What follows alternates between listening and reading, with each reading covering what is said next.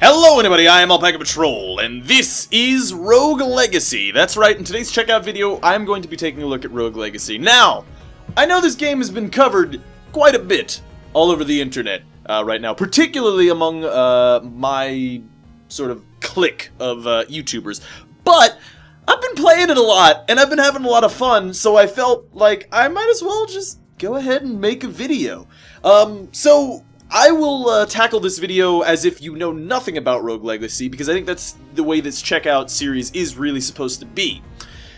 What is Rogue Legacy? Well, it's sort of a roguelike. Now, that term is sort of a point of contention in the indie gaming community for a lot of people. For some reason, people get really butthurt over using the term roguelike. Obviously, this game intends you to feel that way, or intends you to feel like it is a roguelike based on the title alone being Rogue Legacy.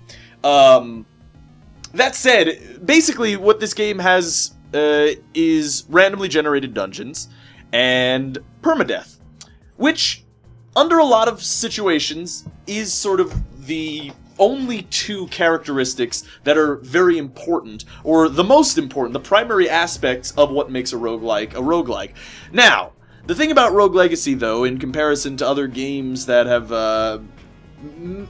entered into this sort of genre redefining scope of the indie games so far, I think particularly I'm looking at The Binding of Isaac, is that this is sort of a more focused, perhaps, roguelike. There is a very real progression, so much so that it's more of an action RPG, I think, than a roguelike itself. So, I'm just gonna go through a couple things here. This, I think, is the character that I'm currently playing, because when last time I jumped in, I jumped out. I was actually streaming this game. So, as you can see, it has a bunch of, each character has a bunch of different stats.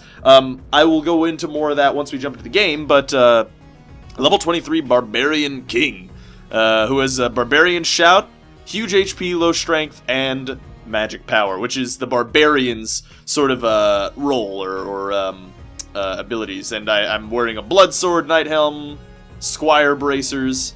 I got some cool enchantments. I got some cool stuff. If I jump into the options here, there aren't too many, but again, when you have like a 2D side-scrolling game like Rogue Legacy is, you can't really expect them to have that many options. I mean, honestly, just having a resolution change and the ability to change music is pretty cool. You do have a couple of options that are nice for the gameplay, like allow quick drop, which is pretty cool. I would turn that on if my controller wasn't crappy. They have a joystick dead zone, which is really nice. You could remap all of your controls, you can delete your save, and you could leave. But, so nothing too terribly interesting there. And then if you hold right trigger or press right trigger, you can jump into the credits, which this game is indeed developed by Cellular Games. But I think really more important than that in Rogue Legacy is us jumping into the game. So let's press A to continue our quest. And you know what? We're actually gonna... Is there a way... Hold on. That poor combat dummy is just saying why. He's wondering why. He's wondering why. He's a smart man.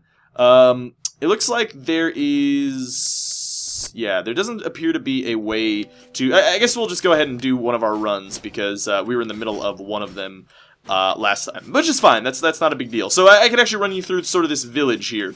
Now, you kind of get access to these characters. Blacksmith is always there, but this enchantress and this architect, you unlock them over time based on gold through basically the progression system of the game. Sort of an out of combat or out of gaming or out of a main phase sort of, I don't know exactly how to describe it, but leveling system that is persistent throughout each individual quest through the castle.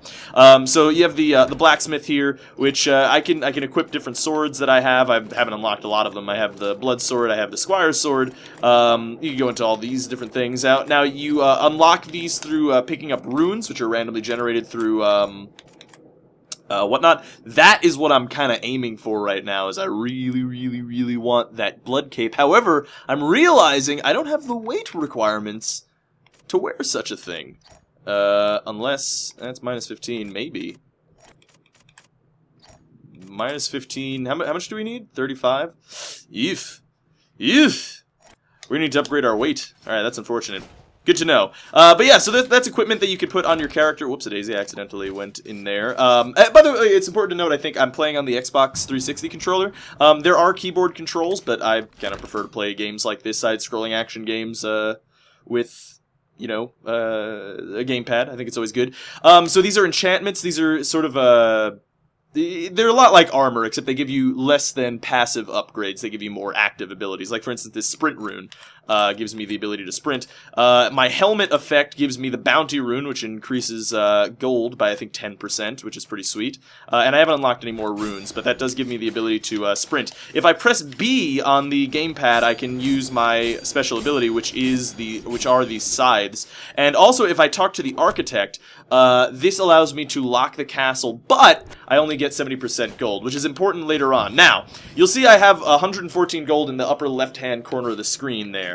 Every time I go talk to Death here, or Charon, or Charon, I don't know exactly how you're supposed to say that, every time I give him, I give him basically all of my gold. Now, I have an ability unlocked which gives him only 94% of my gold, so I am able to retain 6%. But, generally, it's basically all of it, and that will become more apparent once I die, which I imagine should be relatively soon. So, once you walk into the castle, you can see there is a teleporter here, which is more important later on. So, after you die, like I said, this is a randomly generated game. It's procedurally generated, really. Oh god, this is a crappy room. You know what, let's hang out in this room for a second here. Because there are 4 different sections of the castle that you could go in, or 5 different sections of the castle that you can enter. You have the castle, which is what we're in. Well, I guess only 4. But yeah, we have the castle, we have the tower, we have the forest, and we have the dungeon, as you can see on this map right here. And this door will allow us to access this once we've beaten the bosses. So it's similar to sort of a Spelunky, in that way. Right now, obviously, we're trying to, you know what? Oh no! I forgot that kills everything! Oh god, we're gonna take a bunch of damage. Alright, we've missed out on a lot of money, but, and that's unfortunate, but hey, you know, sometimes you just gotta do what you gotta do. So obviously we can break all of these destructible parts in the environment, which will lead to us getting more gold. Now, gold is probably the most important thing in this game. So, getting chests like that is awesome. Having the ability to access more gold is fantastic. So as you can see, we're already at 331 gold, which is actually really good for the beginning of a run. Hopefully we can keep it going. Now, my blood sword is actually giving me health regen every time it's basically giving me lifesteal, which is great, because that early game damage is sort of mitigated by that. Oh, butts. That's unfortunate. So yeah, our early game damage was kind of mitigated by that, which is always nice. As you can see, there are some mimic paintings and stuff. But at this point, you can kind of get the idea of what the game is about. It's just sort of standard, sort of side-scrolling action fare, I guess. You know, I'm not saying that this is old hat, perhaps. I'm not really saying that so much gameplay-wise, but I'm saying that, you know, you kind of get what you see. Alright, here we go. We got, defeat all enemies. Whoa, we are in a fairy chest, which is sort of, fairy chest room, rather. Which is, oh man, that doesn't work on him. Oh, no, no. Alright, we're gonna have to take damage. That's unfortunate. Alright. Luckily, we defeated that zombie, who was a big old jerk. I didn't like him one bit. You can actually see, I'm like being silly because I'm hitting all the paintings, but just to be safe. But yes, so now we've gotten a fairy chest, which have different objectives each time you go into the fairy chest room. So, like, for instance, as you see, objective complete on the right-hand side there, I had to defeat all enemies. And now, we've been given the Sprint Rune Helm, is what we have access to basically buy from the Enchantress, if we so choose. Oh god, I can't... Oh, I actually didn't even know that. Huh, interesting. I wonder if that gives you... Okay, so by the way, that is our sprint ability that I mentioned that we had access to, though I didn't use. Oh, I didn't even see that guy. Oh god, these dang jerks! Yeah, so that's the sprint rune that we have access to. I can still kill these guys, or hurt them at the very least. Oh, no. Ah! I hate these skeletons are jerks because they can actually attack through obstacles and walls and such. You know what? I'm not going to be able to reap the benefits of killing that guy anyway, so why do it? Is my thinking here. And also, is there anywhere else to go in this room? Yes, indeed there is. We have to go up. Good to know. Okay. Whoa, eyeball. Double eyeball. There's a fiery eyeball and a regular one. Why are there just like disembodied eyeballs just hanging around on these areas? Oh god, fireballs. Oh, where'd he go? Oh, there he went. Okay, fantastic. So yeah, like I said, there's sort of a an out of combat, out of gameplay progression system. So I wouldn't actually be able to. I probably wouldn't be alive right now if I were playing at my sort of level 1 character. Ah, we have entered the Maya. I don't think I want to mess with these guys in here. That is another section of the castle, obviously. Oh, but there is something locked in here. You know, I kind of want to. Oh God! Oh God, I'm so dead. Oh, I'm so dead. I'm just getting out of here. It's not worth it. It's not worth it. Let's keep our gold. We do need 500 for the blood cape, which I'm kind of aiming for. Blood cape is always kind of good. This is actually another teleporter, which will lead us to another section of the castle. And this is good, actually. You know, I'm kind of happy with this. So we have entered the Maya once more. Question is, can I? Nope, can't. All right, we tried. We tried. But this is fine. You know, death was actually kind of an important thing in order to kind of show off the game. So Sir Skunky has been slain by a Planky. That's unfortunate. Make sure to expand your mana. You never know what new skills will be revealed. So, sort of the out-of-game story of the game is that you're entering this castle to defeat the enemy because of some curse, I think, laid on your family. Something like that. I actually forget. But essentially, we could actually look through our bloodline of all the characters that I've played, how many runs I've had, and see all of them. There's been quite a few. But anyway, so as you move through your lineage, you get to choose between a number of characters. 3, usually. I mean, all the time. I don't know if there is an ability to have access to more than 3. Maybe there is later in the skill tree. But the first thing you do when you decide to embark on your quest is you have a new generation of your family. And each of them have different abilities, say. So, for instance, I have Lady Faye, which is the assassin. I just unlocked the assassin, actually. So, that might be something fun to play. The assassin is a risky hero, low stats, but can land devastating critical strikes, and its special ability is Mist Form. That's interesting. So, a lot of the classes that you unlock as you go through the game have their own special abilities. The one that you saw me use, the Fusro Da, or the Rusfo Da, I think is what it was called, and sort of a tongue-in-cheek joke at Skyrim. That was the Barbarian. What do we have? The Shinobi, which is sort of the lesser version of the Assassin, and we have the Miner, which gives us extra gold drops. I'm actually gonna go with the... You know what? I'm gonna go with the Miner, because the Miner gives you extra gold drops. You know what? Let's go with Lady Faye, the assassin. She has the trait of EDS, which is very flexible. I don't know, maybe that means that we can jump higher. Tunnel vision, no peripheral vision. That one's always kind of fun to kind of mess around with. This doesn't have any traits, and this guy has farsighted. Anything close up is blurry, and ADHD, so energetic you move faster. So all of the characters sort of have these randomly generated traits attached to them, and their magic ability, their spell. See, I have Conflux on this guy, I have Scythe on this guy, and Dagger on this guy. They're all kind of randomly generated per run, so you're never ever really in the place where... I don't know exactly what I was going to say there, but I just want to jump in here and kind of show you off. This is your manner. This is sort of that passive upgrade system that I kind of talked about before. Out of combat, you can sort of increase a lot of things. Oh, you know what? I know what I'm gonna do now that I think about it, but before I do so, let's kind of jump around. So the first things that you unlock are you have the smithy, and I think you have to unlock him. You can also increase your health passively, and then the first upgrade that you kind of get in this whole skill tree is upgrade the knight, which is, again, like I said, another one of those, or it turns your knights into paladins. So it's one of those things, one of the 3 choices you get at the beginning of each run That's one of the classes that you can unlock. I can also I upgraded the Barbarian, obviously. I can upgrade Shinobi soon. I could unlock the Lich, which apparently is very, very strong. And this is the Architect, which is another ability. Haggle is that ability that I said, where I 6% less money is lost every time I enter the castle. And this is sort of, like I said, the progression system. You kind of do level up outside of combat. There is a linear progression system, I think, more so than in perhaps a lot of other roguelikes. That said, it still... runs do vary like they do in roguelikes just because of the procedural generation alone.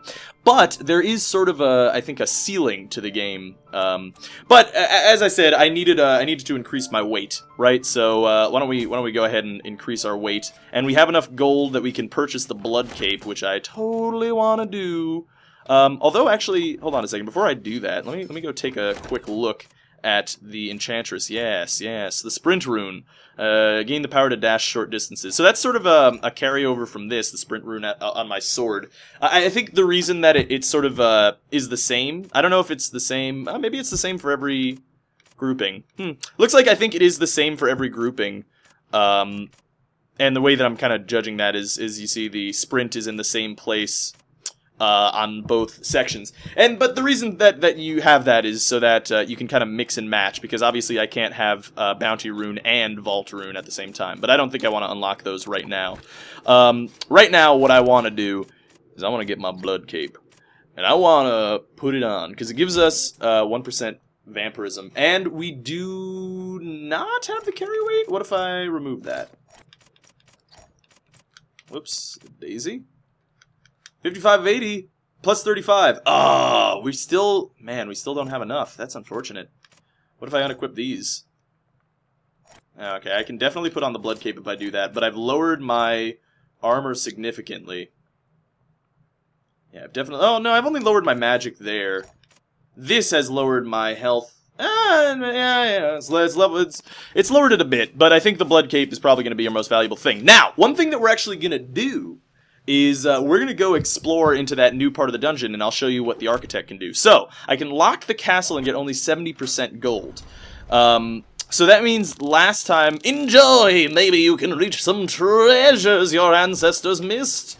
So yeah, we're actually only going to get 70% of the gold, which is unfortunate, although I guess we are playing... Oh, we're playing the Assassin, actually, not even the Miner.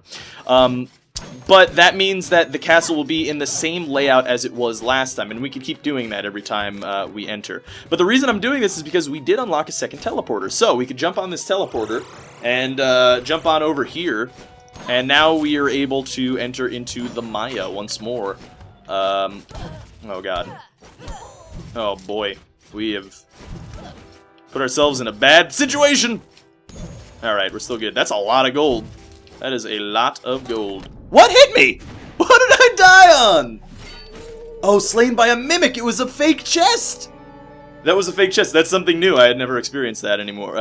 Anyway, but we're gonna jump back in. We're gonna do the same thing because I want to go back in. Ooh, Barbarian King. 2 Shinobi, which is the new class that I unlocked. A fast hero, deal massive damage, but you cannot crit. You know what? We're gonna go with Shinobi. I just unlocked it. So this has hypergonadism. That's unfortunate. I'm permaroided. Attack knocks enemies further. Kind of like that. Apparently I'm bald. Interesting. Move faster, permaroided attack. Okay, so I guess we'll go with whoever I like more ability-wise. I think I like that one more. I like Scythes more. Obviously we don't have any money, really, so we're gonna go ahead and jump. We're gonna go ahead and lock the castle down, go back in, because I wanna explore that next area of the castle. Now, like I said, obviously that's a new section, right? I don't really have the... Oh, I think I teleported to the wrong place. Yeah, I teleported right back here. Oh my god, I did it again. The one thing that I'll say is yeah, like I said, the leveling system outside of combat is obviously important because you know, I wasn't able to defeat this room very easily. Okay, so we have a mimic chest. I don't know how I'm gonna deal with this thing. Why don't I just move on to the next room? No, I'm gonna deal with the mimic chest. Okay, good. We dealt with him.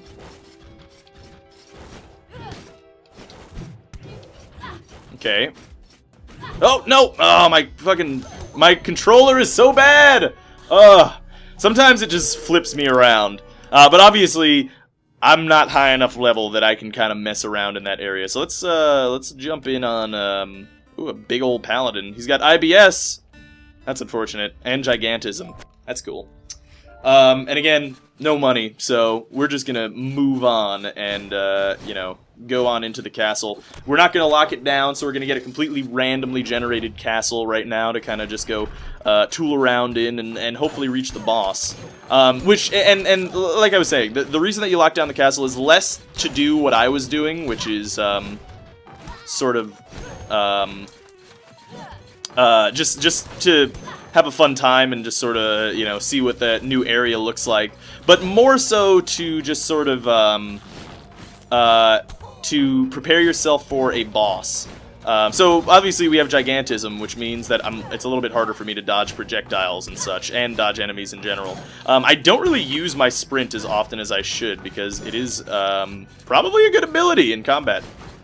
Whoa, there's an enemy here. I didn't even realize that. Okay. Oh, I'm a dingus. Sprinting is controlled by left and right triggers rather. So that's why I've kind of been messing up with it. Whoa, whoops a daisy! I think we're good there. That's nice. But we are doing a buttload of damage. In fact, this might be a very effective Barbarian King. Barbarians right now are my favorite damage type. Oh, looks like my character farted. Oh, they're all spikes! And we got a rune though. Night Bracers, sweet. Alright, off we go. I did not realize, never saw a room like that before. We took a bunch of damage in there, half of our health. But we have, you know, two blood enemies, or two blood, things. So they both, every time we hit an enemy, we should be gaining, some of our life back, which is fantastic. I always kind of like, blood things. They're kind of really important in my opinion. Obviously you can see outside of combat, whoa, whoa, whoa, whoa! Oh god, that still hits! Okay, we're gonna try to murder him. No, we are not gonna succeed in doing so. Oh, we're so dead. Oh my god. Sometimes you encounter rooms with some, elite enemies. I was actually killed by Barbatos, it turns out. But I think sort of that kind of gives you the idea of what Rogue Legacy is kind of all about. I'm just kind of want to... Oh, you know what? One thing I could show off. This guy has Dwarfism, which is good. And it's a barbarian. I love barbarians. They're a fun time. We have 350 gold, which is probably not enough to buy anything. Oh, I can... No, I can't purchase that. So there, we do have Night Bracers available to us, which gives us increased... They all give us increased magic. I can't even purchase them. That kind of blows.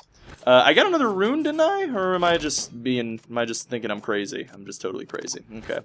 But yeah, I don't think I can actually buy anything with 350 gold, really, unfortunately. But, you know, sometimes... Oh, I can get this. Let's get a magic up, huh? We've increased our magical powers, which is sweet. And we'll move on. Now, the reason that I picked this character as Dwarfism, I suppose sort of in juxtaposition to our last character at Gigantism, he is smaller, which you would think has very little gameplay effect, besides perhaps he does less damage, which I think the Gigantor! I'm pretty sure Gigantor was doing more damage. It seemed like he was, anyway. But it actually does have a very real gameplay effect if I can be a little bit, observant, perhaps, is really what I was trying to go for. Because if you are observant, you can find reasons... Oh, God. Oh, man. Can't kill this guy. Dwarfism is actually a pretty sweet ability a lot of the time, because of reasons that hopefully will become apparent soon before I die. I don't know if that is indeed going to be the case. Oh, slap butts. Yeah, let's break all these things. There's a bunch of gold here. Whoa, what is this guy? What is this guy? I ain't never seen him like that. Alright, gave us some money. We got electrophobia. Oh, I guess that was another ability that I didn't actually read. Or another trait, rather, that I didn't read, that I perhaps should have. Interesting. Okay, seems like sometimes in barrels there'll be some weird little creatures that you're terrified of. Oh, okay. Okay. We're looking good. Oh, we got both of them there. That's nice. And I'm trying to be observant. I haven't shown off exactly, or shown off rather, what makes Dwarfism kind of cool. Okay, we gotta defeat all enemies. Which, yeah, judging by last time, we are gonna have an elite in here. Oh boy, we're gonna die in here, aren't we? Oh boy.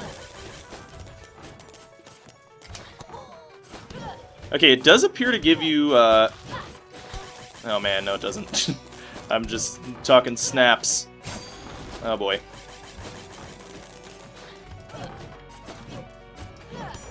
Hey, we got him! Oh god, I had to be quiet there for a moment to deal with this enemy! And if we, yeah, we've unlocked the fairy chest, which is gonna give us another rune. That's fantastic. Vampire rune for the sword! Oh yeah! Wait, I don't know. Oh, a rune! A rune for the sword! That is glorious. Oh, that is fantastic. That means we're gonna actually lose out on our, we're gonna lose out on our, you know, we're gonna lose out on our, we're gonna lose out on our ability to sprint, because I believe this sprint power is, whoops-a-daisy, is attached to our sword, but that's fine. I think, again, lifesteal seems to be, like, the most important thing to me, personally. But I don't know. I honestly haven't played a lot of this game. I played, probably 3 or 4 hours, and mostly just because it's actually really fun to play. So, you know, considering, we're nearing, I think, the end of the video, I'd say, since, I think after this run, we're gonna be donezo. I should kind of talk about, oh, wait. Alright, well, there's a couple things I want to do then. Hold on, let's, oh, we got a blood chest plate. Man, we're getting all the blood things. That's fantastic! I was just talking about how much I love these blood things, and the game is telling me all this stuff about how, hey man, you like blood things? I got blood things for you right here.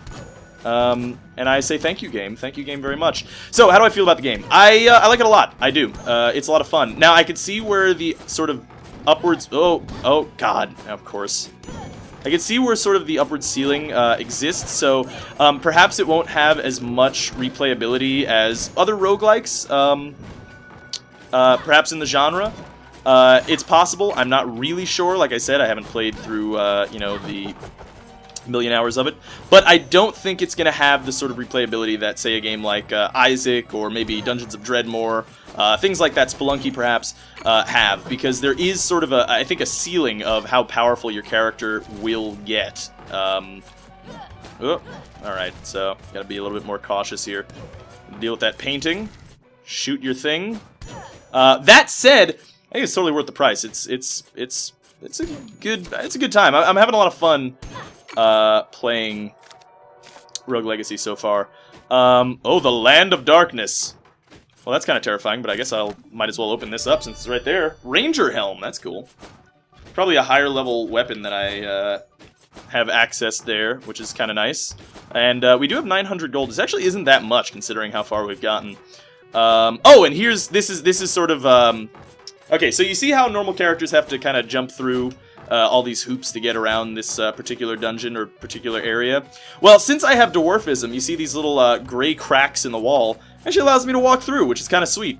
It's one of those things that you'll notice when you're playing on other characters. It'll just spawn those little cracks and such, which will have no gameplay effect in that situation, but in this situation, it's pretty useful. Obviously, as you can see, rather, if we do downward slices... Oh, okay, that was dangerous. If we do downward slices on those thingy... Oh, I didn't even see there was a painting! Oh, that was a close call. Alright. Oh, come on, man! Oh, man, that was a close call, too. Alright, let's get... Basically, right now, what I'm trying to do is get as much gold as possible before we have to get out of this dungeon. Because right now, there's... Oh, no! No, no! Oh, okay, looks like we're going back up the thing here. No! We're going back up again, it looks like. Alright, off we go. Platforming puzzles. Woo!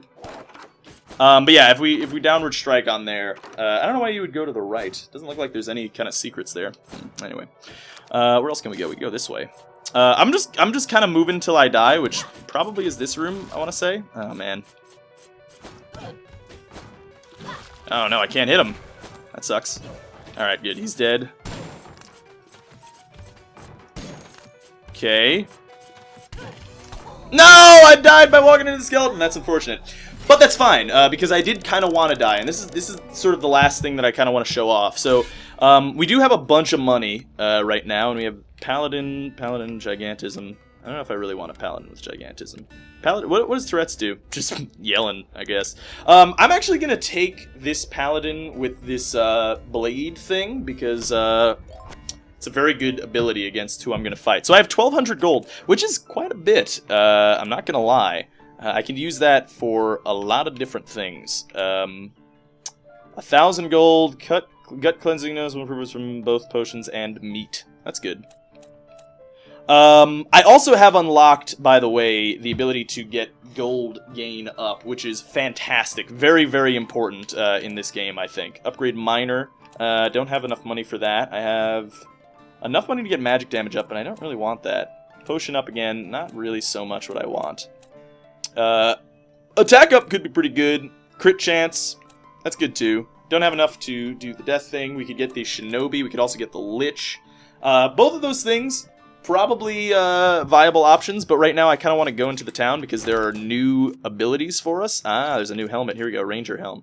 Gives us plus 35 health and plus 10 mana. That's real good. That is real good. I like that a lot, and it costs 950. That's quite a bit. What about this new blood chest? Might have to unlock the new blood chest, although it doesn't actually cost that much. It's only 500, which means that I might not have to buy it right now. I might go for something a little bit more expensive. Generally, you want to go for the most expensive thing every time. Although, Vampire Rune Sword. It's pretty good. It's pretty good. You know, what I'm going to do is I'm actually going to unlock the 1,000 gold things. I know it's kind of tempting to not do that, but, let's see. Press Y to flash, interesting. Release the power of the Lich, being of infinite potential. Let's, unleash the power of the Lich, why not? Master's Life and Death of the Lich has unlimited potential. Every kill grants the Lich permanent health, making them truly dangerous beings. Wow, that's really good. I'm glad people told me that was a good thing to get. And we could royalize all powerful Liches, turn them into Lich Kings. That is sweet, if we have enough money. So Liches are obviously pretty darn good, but we're not going to be able to buy anything else right now, which is fine. But what we're going to want to do is we're going to go ahead and lock down the castle once more. So it's going to be in the same layout as it was last time, which will mean for us that we can go off and destroy worlds. I'm going to take 10 coins, because hey, why not? And then teleport over to the dungeon. So let's go ahead and do that, because that sounds sweet to me. So all the chests are unlocked, by the way, when you teleport into the dungeon. The dungeon changes basically every time you enter it. And we're just gonna end this video on me basically dying to the boss. So let's get this party rolling. So it looks like we have fought the gatekeeper, Kidder, or Kadir, perhaps. Oh god, oh man, we're taking so much damage. Alright. Oh, and we've died. This boss is tough, man. This is not an easy boss. I have not come anywhere near close to defeating him ever. But I have the ability to keep locking down that dungeon and continuously fighting him if I so choose. Which, you know, I may so choose very shortly. But right now, ooh, he has a new spell. Flame Barrier encircles you with protective fire. That sounds good. So we have 2 miners, and we didn't get a Lich. That's what I was kind of aiming for, is I was kind of aiming for a Lich. Since we just unlocked it, but, you know, that's for another time. So anyway, hopefully you guys enjoyed it. Thanks for watching. Like I said, I think this game's totally worth the price, which is $10. It totally is. It's gonna give you a lot of hours of enjoyment. Now, I don't think you can fully expect it to give you the kind of hours as, say, a Spelunky or a Binding of Isaac, where there's sort of no upward limit to goals that you can kind of create for yourself. I think there's always sort of a goal, and there's sort of an end to this game, which is fine in and of itself. I mean, that's totally cool. But, you know, just go in knowing that this isn't perhaps, it isn't always the sort of, roguelike that you expect. I think part of the reason is you don't actually get more powerful over the course of your playthrough of a castle run, you gain more power by upgrading your character out of combat. You see what I mean? That's sort of the reason why it won't have as much replay value as other games of the sort. That said, it's going to give you a lot of hours of fun and enjoyment. I've already spent a bunch of hours playing, and I'm probably going to continue playing while this renders, because I really enjoy playing this game. So, do I think you should buy it? Yeah, it's worth it. It's a lot of fun. Playing around in it is great. The art is good. The music is good. The upgrade system is fun. The characters you get are fun. The gameplay is good. I just like it all around. I think it's a very, very good game, and one of the best titles to come out this year. So I would firmly suggest you pick it up if the gameplay looks suited to your gameplay preferences. That's about as good as I could say about a game, and I've had a lot of fun. It's a lot of things to describe as well, which is always good. But yeah, anyway, hope you guys enjoyed it. Thanks for watching. This has been Checkout. Be sure to check out my channel as well, as I do these checkout videos infrequently, but sometimes more frequently. So yeah, thanks for watching. This is Alpaca Patrol signing out. Peace, fools.